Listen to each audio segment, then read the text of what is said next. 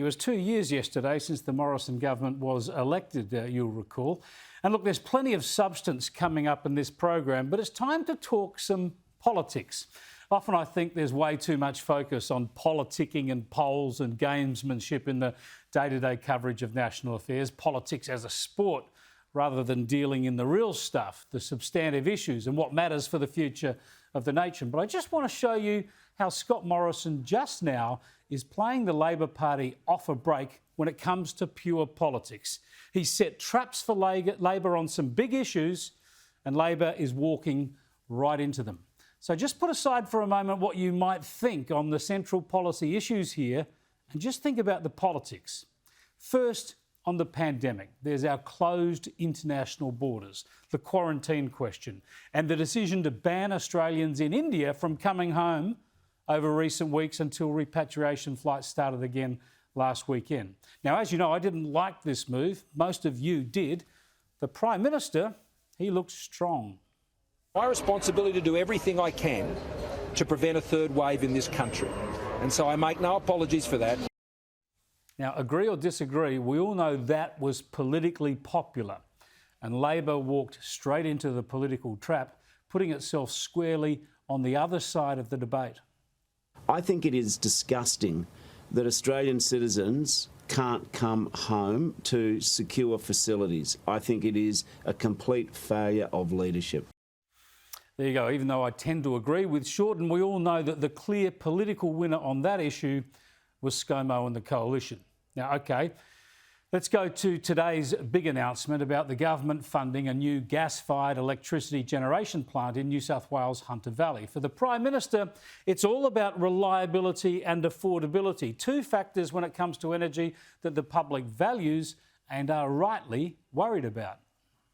I've heard the criticisms of those who don't mind electricity prices going up. I don't agree with them. I don't want electricity prices going up.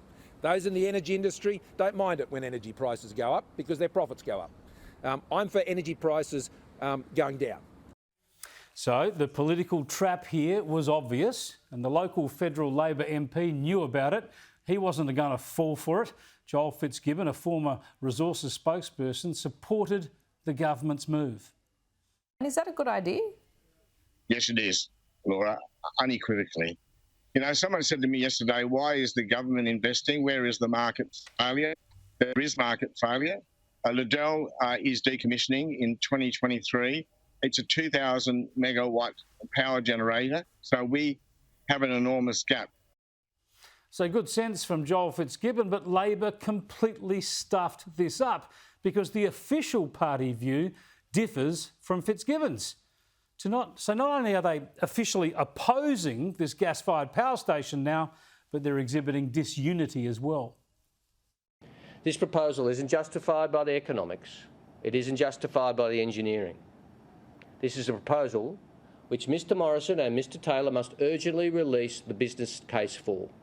If they're so confident that this stacks up, release the business case to the Australian people. Again, the politics are obvious. The public don't want to take chances on power prices going up, on states being blacked out like South Australia. The clear political winner here is building a reliable power station. Another dumb move by Labor. And finally, the big strategic issue of our time. And the government has been robustly standing up to the communist giant, unashamedly standing up for our national interest against threats from China, resisting economic bullying and being open about the military threats posed by Beijing. Our objective is to pursue peace. That's what we're doing. We're pursuing peace for a free and open Indo-Pacific. And all of the agency that we have as a country and as a government is designed to achieve that. But it's also at the same time designed to ensure that Australia's national interests are always advanced. Yet again, into the political trap walks Labor. Instead of matching this clearly popular and strong position, Labor can't resist criticising the government in a way that will be welcomed, obviously, in Beijing. Too much of the discussion on China is frenzied, afraid and lacking context. And this has been made so much worse by a Prime Minister who is only interested to the extent it offers him political value. Voters are worried about China, understandably so. They don't like our country being bullied by China, and Labor attacks the coalition in Canberra rather than the communists in Beijing. That is another political fail. Now, again, I'm talking politics. All three of these issues are complex and nuanced, but in the hard-nosed politics of the past few weeks, Labor has allowed itself to get on the wrong side of the arguments about strong borders, reliable power and standing up to China. The Prime Minister has his faults, but misreading the politics is not one of them.